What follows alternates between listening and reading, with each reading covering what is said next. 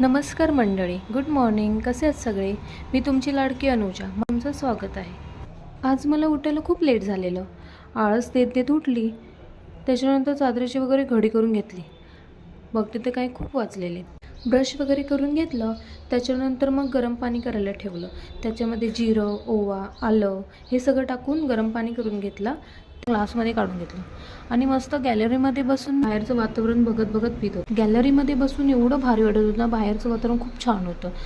मग त्याच्यानंतर ते गरम पाणी संपवलं. माझा फर्स्ट मिनी ब्लॉग आहे हा, त्यामुळे मला थोडीशी भीती वाटते, पण काही हरकत नाही. तुम्ही सगळे आहात त्यामुळे मला कुठलंही टेन्शन नाही. म्हणून थोडीशी मी हिंमत दाखवून आजपासून व्हिडिओ स्टार्ट करते.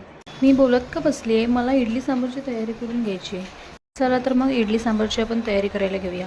घेतली तशी आत्या पण होती, मग तिने मला थोडं मदत केली. त्याच्यानंतर टॉमॅटो, कांदा, शेवग्याच्या शेंगा हे सगळं चिरून घेतलं आणि त्याच्यानंतर पटकन मोठा टोप ठेवला.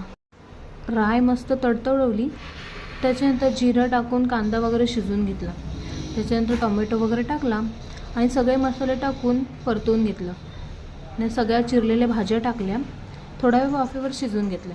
ती डाळ शिजवलेली होती ना, ती टाकून घेतली आणि मस्त कड काढून घेतला. आता आपलं इडली सांबार रेडी आहे. त्याच्यानंतर ओठा वगैरे आवरून घेतला. त्याच्यानंतर आम्ही खायला बसलो. त्याच्यानंतर सगळ्यांना मी वाढलं.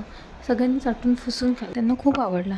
बस का, मग मी पण तो आवडला. मला पण खूप आवडलेला, खूप भारी झालेला. मग कसं वाटलं आजचा ब्लॉग? आपण भेटूया उद्याच्या ब्लॉगमध्ये. बाय.